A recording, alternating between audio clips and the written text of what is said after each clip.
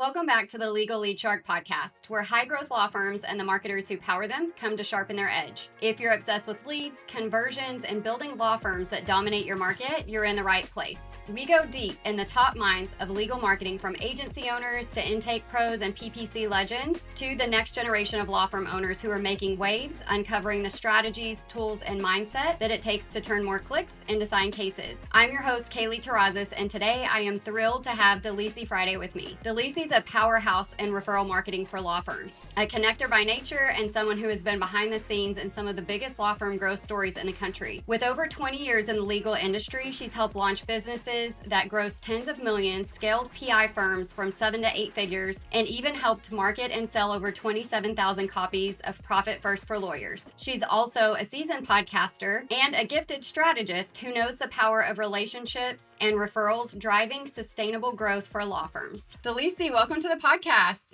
Thank you. I don't know how I even follow that up. That makes me feel very nice. Thank you. Yeah. Well, I'm excited to have you on. I've got so many questions for you. You've been in this industry for your whole life, really. So you know a lot more than the average bear does when it comes to scaling law firms and behind the scenes of what it looks like to run a successful law firm. If you will, start us off with your origin story. I know a little bit more than most because I've listened to a ton of podcasts that you were on. I know that you grew up under a father that had a law firm, literally from birth. So you can just kind of start there for us. Yes, my dad is a trial lawyer, and I was born the day he became a lawyer. So I was destined to be in this industry. My first job when I was 14 years old was working in his law firm, and he did that intentionally. He wanted me to learn how to work, but he also wanted me to become a lawyer. I thought we'd be like the father-daughter duo in trial together. And my love for referrals actually came from him, because when I started in his office, I had to work my way up just like anyone else. I started at the receptionist desk, answering all the calls. And I remember every time a call came in, even if I couldn't accept the case on behalf of the law firm or put them in touch with the right lawyer at the firm to talk with them, I had a list of lawyers we would refer those cases to if it didn't match our criteria for cases we worked on. So at the age of 14, my dad instilled in me how important referrals were, because you need to value every single call that comes into your firm. And so I didn't realize it then, but he was teaching me referral marketing then. And I know that's exactly why I became so in love with this industry and with lawyers, because then I worked my way up within the law firm and fell in love with the industry. That's awesome. As a marketer, I am a huge advocate of referrals, and I know they are the lifeblood of any business, law firm or otherwise. I am a huge advocate, and though that's not really my area, that's the first area that every business should master. I had a PI attorney on that told me one of the first questions his mentor asked him was, "Do your friends and family and like high school and college mates know that what you do?" And he was like, "No." So even just getting the referrals from the people that you know, I mean, that's the first place to start. But yeah, building strong relationships with other law firms is kind of where I think you found your bread and butter. So tell us about you. Tell us about, what you do for law firms. I know you do a whole lot and you've got a lot of industry experience behind it. Sure. So the way that I help law firms now that I've started my business is all about referral marketing. And so I work with lawyers either each month or on a retainer, everyone from someone who started their law firm and they have no other person on staff and they want to build their business through referrals, all the way up to the 8-figure law firm who is saying, I have a budget, but not enough of it is being devoted to referral marketing. So I can help someone talk through things they can do for referral marketing if they have little to no budget. And I can also help someone in leadership of a law firm talk through what are the things we can do with the budget you have, and what are the things you're already doing that I can help you tweak your strategy so it helps encourage referrals. And then the other part of my business is doing private LinkedIn trainings for law firms and attorneys, because LinkedIn is huge in this industry. And if you want to grow your network professionally, you should be on LinkedIn. The challenge is no one really teaches you how to do those things on LinkedIn to help generate referrals. And that's where I come in and add that little extra Delisi in there to tell them, well, if you did it like this, I think you'd see more success. Yeah, I see that all the time on LinkedIn. I see people either in two boats, like they post and ghost. So they Mhm. post something and they never show up. They never respond to anyone's comments. They never, cultivate a relationship. Or the second group is they show up all the time and they're focused on vanity metrics. But then my next question is, what's your ROI on your time? Like, what are you seeing back from that? And a lot of them are like, They're not so watching. basically it's like scrolling Instagram. You're not doing it right. You're not getting the result at the end. So that's what you help coach them to navigate. Don't just show up or don't post and ghost, but like, how do you show up in a way that invites other people into your ecosystem so that you can cultivate a relationship with them? Yes, exactly. And you go from the very top, like what should your profile picture look like and what should your title be? Not attorney, like attorney of what? Because you and I both have that huge pet peeve. I have all the time, I've got attorney friends that I want to refer to other attorney friends that are in their area as a referral partnership. And maybe I can't remember their last name or something. And it just says attorney. And I'm like, shoot, what? It was a family law. And I'm like, where are they? But I can't see, they don't have even their title. They're not showing up that way on LinkedIn to be found. Yes, exactly. So I tell people all the time, if I can't tell in your headline who you help and what you do, you make it so much harder for someone to send you business. Because now you're making them decide they either click on your profile to figure it out, or they scroll past your profile and they go find someone who actually has that information in there. And right now, we live in an industry and we live in a time where people want answers and action and everything done immediately. So that extra click could be the reason why you don't get the phone call. And you know this because you do digital marketing a Mhm. lot more than I do. But that one extra step could be preventing you from getting that one extra case. Yep, I 100% agree. And I'm like, yes, when I hear other people say that, I'm like, good, it wasn't just me. Cause I know sometimes I can sound very biased and I'm like, other people are saying it too. I promise it's not just me. So, Yeah. okay. So now, like some career highlights I want to cover. You have really done a great job with helping law firms scale as far as ROI. They can trackable ROI. I know you've helped multiple 8-figure businesses and you had a partnership. Kind of tell us a little bit about that part of your journey before you launched into your own company. Sure. So I had the pleasure of working in house and managing the intake and marketing department of Cowan Rodriguez Peacock, which is an 8-figure personal injury law firm. And I spent 7 years there and helped grow that from 7 figures to 8 figures just through referral marketing. It was all business to business marketing. And that's where I started to fall in love with referral marketing for law firms because it is a challenge, especially in personal injury, unless you're willing to spend millions of dollars like the big 800-pound gorillas. As a smaller law firm, it can be a challenge. But that's where I see the beauty in referral marketing and creating relationships with your peers. When I left that firm, I took a position on to be chief of staff to Arjon Robbins. Arjon Robbins is the attorney who created How to Manage a Small Law Firm. He's also an 8-figure serial entrepreneur. So he has 2 8-figure businesses. One of them, How to Manage a Small Law Firm. The other one is a business I'm proud to say I helped him create. And I learned so much from him. It was really hard for me to leave Cowan Rodriguez Peacock because I love that firm and I was so proud of how I helped it grow. But what interested me about working with Arjon was a chance to see what does it take on the business side of running a law firm? What are all the other Mhm. things that I'm knowledgeable of? Because what if I want to have a different leadership position in a law firm? I'm going to learn it from the man who has helped grow more law firms from 6 to 7 figures and 7 to 8 figures than anyone else in this country. And it was an honor to be his chief of staff for 2 years because I got to see all of the different things I didn't learn in my last role. I got to learn it from someone who is so extremely respected in the industry and knowledgeable. And I feel like I got multiple master's degrees because I worked by his side for 2 years. Yeah, that's the best, honestly. I mean, I don't know what happened to like internships or, Mhm. I know everybody wants to go to college and that's great and that's fine, but really where we learn the most is in the world and especially through people who have already done it. I kind of laugh inside when I hear somebody graduate college and they're like, "I'm a business coach now." And I'm like, "Well, I think I'm going to go with somebody that's like got the scars,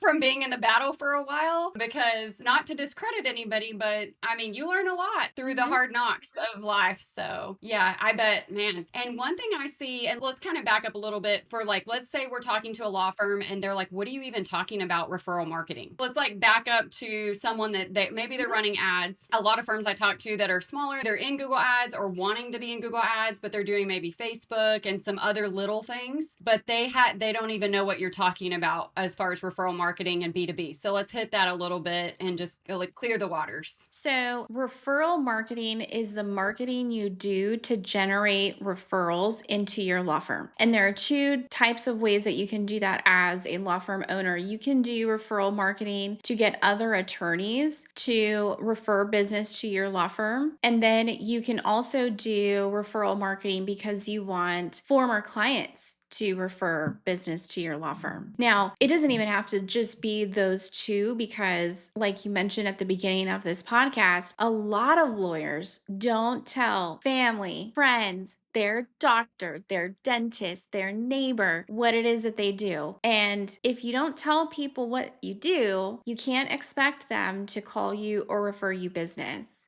And so that's the sales and marketing aspect of running a law firm or owning a law firm that a lot of people don't talk as much about. So when we talk about referral marketing, I'm usually talking about referral marketing to get referrals from other lawyers, to send referrals out to other lawyers, and to encourage your former clients, who can be your biggest cheerleaders, to send people to you as well. Yeah. So I have two kind of stories to piggyback off this. The first one was the lawyer that was asked by his mentor, do people know what you do? When he went to start telling people, because he thought, oh, shoot. I mean, what they don't teach you in law school, like how to run a business. Yeah.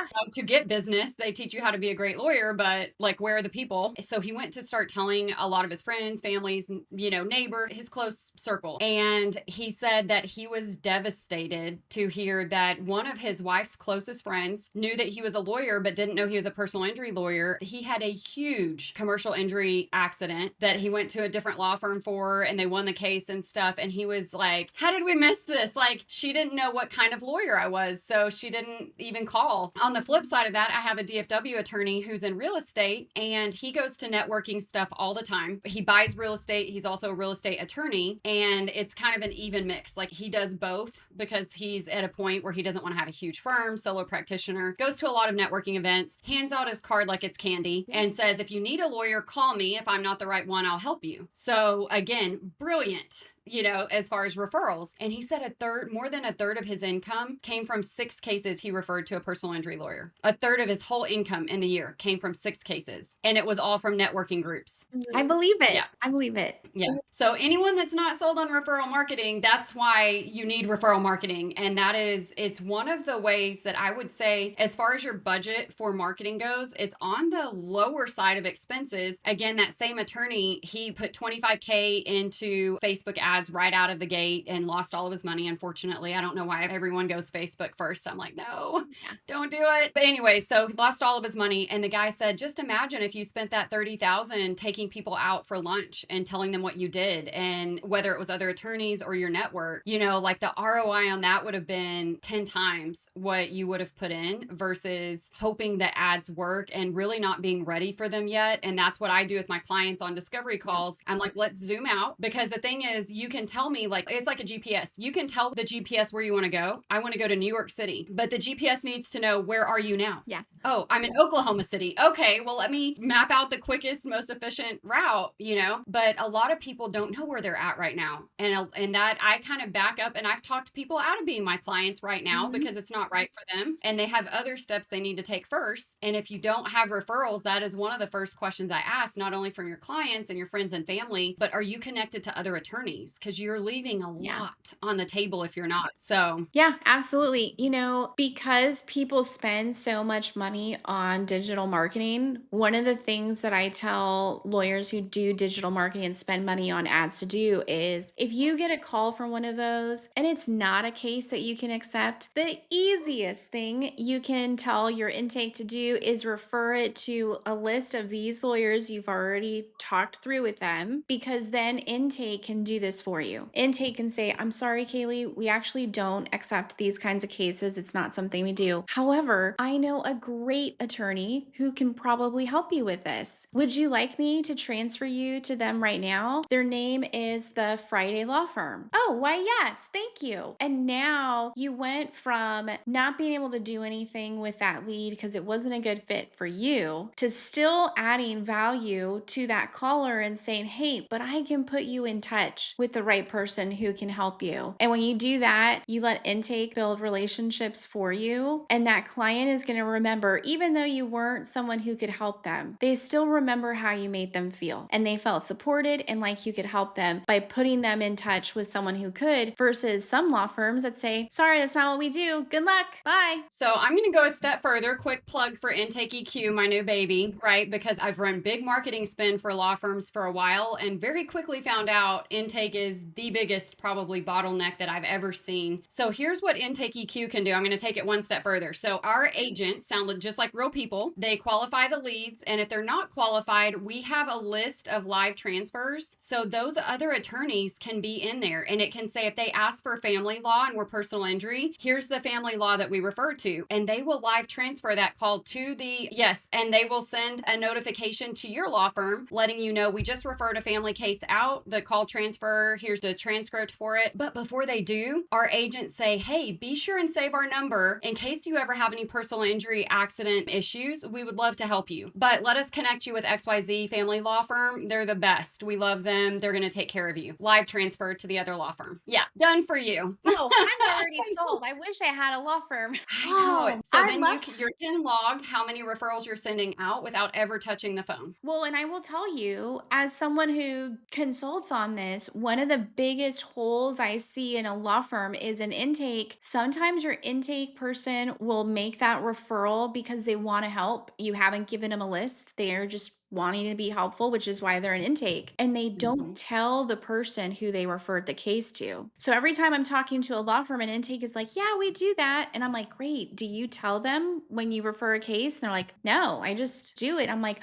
there's so much gold there. You can create a relationship there. Oh my gosh, that's beautiful. Gosh, that's beautiful. So then every quarter you can email the firms and say, hey, I see that we sent you 10 referrals. How did those work out? Were they taken care of? Because again, for your quality control, you need to know that you're referring them to firms that are doing something with them and seeing results. Otherwise, you need a new referral partner. But also it cultivates a relationship of the reciprocation, the law of reciprocation, which says this is our personal injury referral. So when we get those referrals, we're sending them all to you, which is what you want. No matter the vertical you're in, you want the person to come back to you with your vertical, and nothing does that like a couple of good leads that you already paid for. So you might as well give them to somebody that can help them that you trust. Yes. And then you have, oh man, then you have the data to know I sent this law firm 10 cases this year and got nothing out of it, but I sent this law firm 5 and I got 2 back.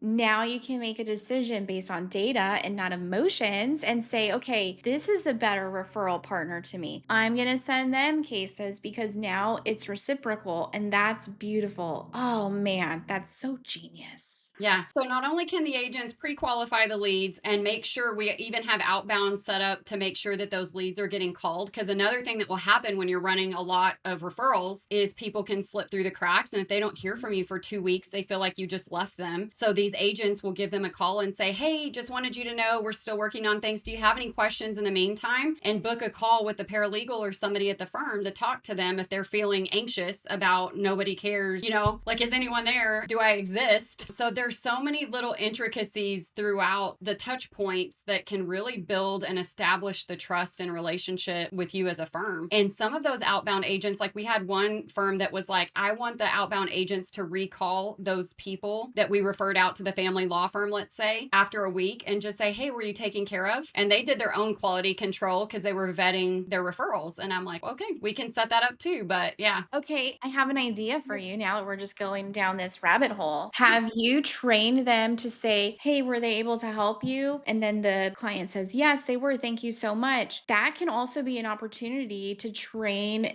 the system to say, great, you know what? Sometimes people are a little uncomfortable comfortable calling law firms. I'm not sure why, but would you mind leaving us a review for our law firm and describing your experience? Because even though we couldn't help you, we were able to put you in touch with someone who could. And our goal is for us to be able to help every person who calls our law firm and be a resource and of help to them. And it's another opportunity for them to get a review and put out into the world some reviews that say, hey, when I called, they were so helpful. They couldn't help me, but they were so helpful and I really appreciate it. They were great at follow up, like all those things. And you can turn those into reviews. I haven't thought about that. And I do help with reputation management. So a lot of times, like our agents will send out a text message with the Google link directly for the review. And after they've asked if they were happy to make sure that we're getting good Google reviews, then they will send that text message and say, hey, here's the review. Do you need any help like leaving the review? I mean, the sky's the limit, but that is an awesome touch point to go back to those leads and just send them a quick, even if it was a text message, hey, did the family law firm help you? Great. Here's how you could help us back. It would mean the world to us if you could just let everybody know, even though we weren't able to help you, that we were able to get you connected to the right person. And that would mean the world to us. Here's the link. So yeah, perfect. I'm going to go add those. All right, man, this is great. I know.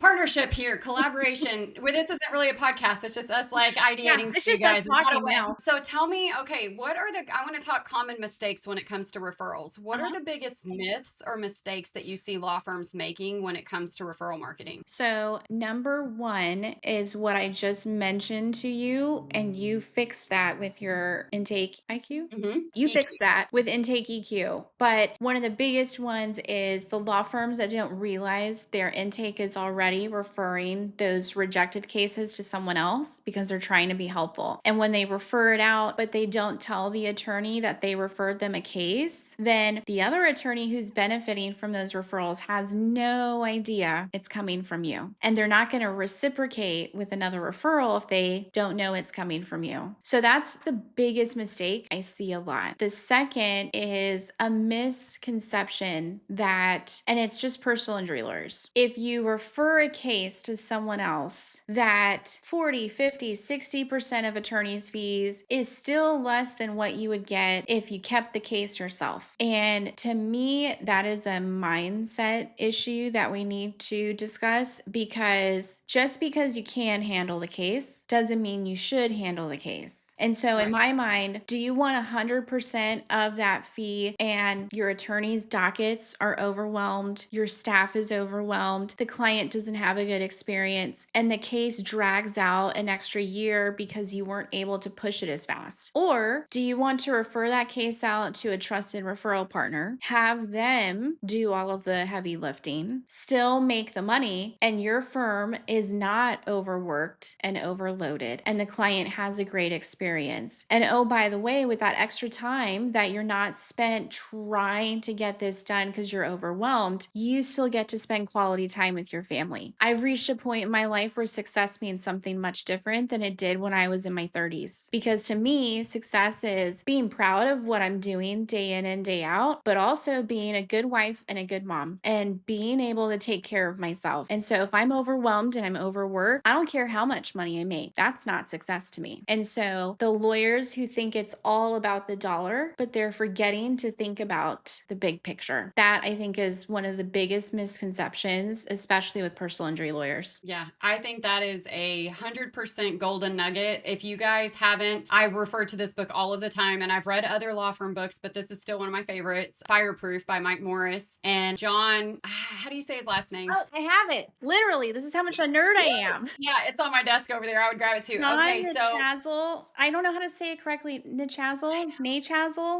But here we go. Yes. yeah, first of all, it's a fun read. I flew through it. He is such a great storyteller. But the pivotal moment was the second fire, why he called it fireproof, which was within 5 minutes, he lost 70% of his firm's income because he was a smaller firm living off of the big firm, right? There was this big guy he calls Sid. He was getting all of Sid's little cases, but working on like their $1 million cases. Now, there is a time, wherever you're at in your journey, there is a time that is absolutely lucrative and a great way to build your firm. But you reach a certain point where you should be Sid and you should be referring, because if like, besides the fact that your time and your firm's time is going to be completely overwhelmed with cases that aren't worth it, if you have a good COO or CFO, like he did in the book, took John, that was the turning point. That was the magic moment when he went from a multi-million-dollar firm to a billion-dollar firm. He got the right person that knew their numbers in place. And what they can show you is by taking on everything, and you're at a point where you shouldn't be anymore, you should be referring those out, your overhead just skyrockets. Now you need another office. Now you need more. And then it's just this beast that you can't even sleep at night. It's so much versus pivoting your mindset to that. It's really a lack versus prosperity mindset, I think,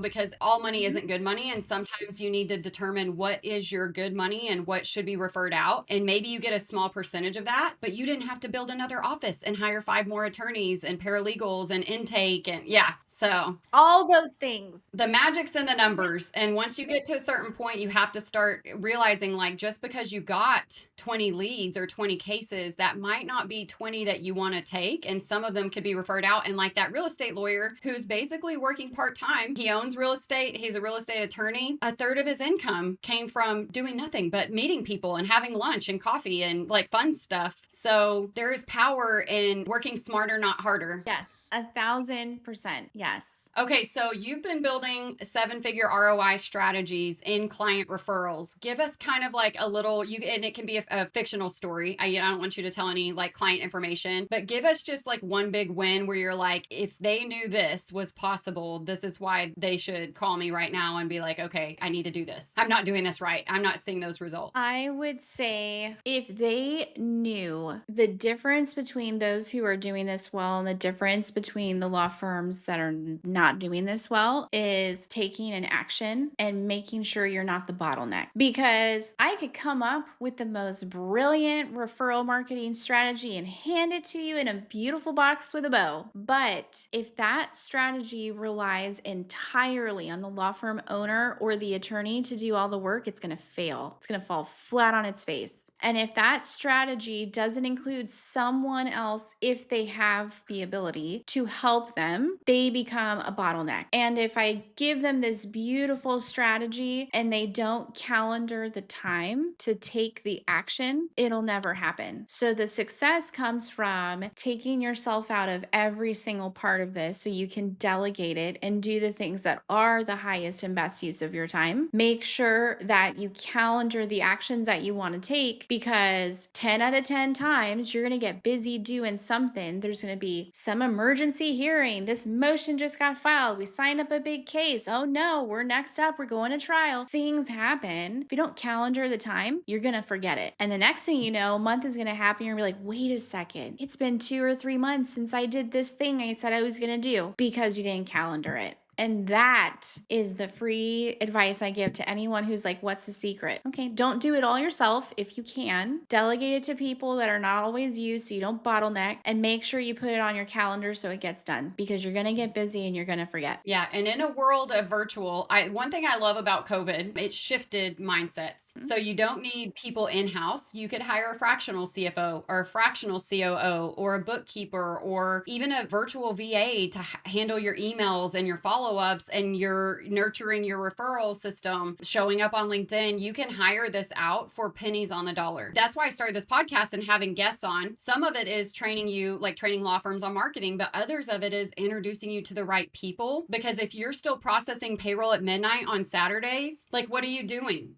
Like, I love the book, the best book, and I've read this 3 times. Every January I reread it. So this is the 3rd time I've read it. 10x is easier than 2x. And that book, literally every chapter repeats time audit, time audit. What is the 20% needle movers? And if you read the book Fireproof, it wasn't until Mike had a business coach make him aware that you're trying to wear all the hats and you're honestly not good at all of them, because newsflash to all of us business owners, we're not good at everything. So we need to be putting the right people, the right who's in the right place. But when he made that pivot, one of the times, and this was such an impactful story from the book, he said the coach made him, because he had never done this before, go into the room with all of his staff and basically vent to like all the areas he's having trouble. And he said, oh my gosh, like, number one, I felt like as the leader, I shouldn't do that. I should be the strong force behind everyone. But he said, once I got started, like after the first thing, I was like, and this and that and this. And it felt so good to say all the things I'm struggling with. But he said he was almost in tears when he saw his team say, hey, Mike, I can do that. Wait, let me do that. And he said, I walked out of one meeting with 50% of my workload off my plate so I could focus on winning more cases and scaling my law firm. And that was the big shift. There's so many big mindset shifts. Like when you get to one level of your business, it's like a video game. To get to level 2, you can't be doing what you did in level 1. It's not going to work. You've got to shift your mindset again and become this new person. And 10x is easier than 2x. He talks about that over and over. Auditing your time. What's a 20% moving the needle? And what's the 80% I'm spending my time on that someone else could do for pennies on the dollar? And I need someone else to do those tasks. So that is excellent advice. I have not heard of that book, so now I need to read it. But I will tell you one thing I learned when I was working with Arjan was how important it is to make sure that you are delegating things that are not the highest and best use of your time. And if he had not taught that to me, I wouldn't have realized that in month 4, I needed to hire an admin for me. My business is only 6 months old, and I hired my first admin at 4 months because I could see what you just described. Man, I'm spending way more time writing all of my client notes, following up with my clients on things they needed to do, making sure I save my receipts for my CPA because taxes. And so I thought to myself, if I do that, instead of taking that time to help more lawyers, I'm more profitable. And it makes way more sense for me to do that. And so you're absolutely right. And to your point, you mentioned the difference between when you scale your law firm and you grow. The reality is the people who got you from 6 figures to 7 figures aren't always the people who are going to get you from 7 figures to 8 figures. You can't have people on your team who are trying to get you someplace they've never been. And so one of the things that I see in the legal industry is sometimes it's hard for lawyers to say, man, I've worked so long with this person, but if I want to get my law firm over here, we have to part ways even though I love them because they don't know how to get me over here. And I'd rather pay the person who knows how to tell me how to get to this place over here. New level, new devil. If you don't know that new devil, how are you supposed to beat it? Yeah, I'm working with a medical clinic that does PI. It's related, so I get these a lot, like the medical clinics that work with the PI firms, and then they're like, "Hey, can you do our marketing?" They expanded to 6 offices in like 3 years, which is amazing, but they're stuck. And it was without even looking at anything, I could tell them why they're stuck. I'm like, the guy that got you where you're at isn't taking you where you need to go next. Otherwise, you wouldn't be stuck right here. And so I love loyalty, and I don't want to lose any of my clients. And I always have this growth mindset for myself. I can't get to the next level as the same person I was at level 1. So I try to do my best to figure out the next strategy. Like when I'm looking at a Google Ads account, if they've been spending, let's say $35K for the last 2 years, something's wrong. So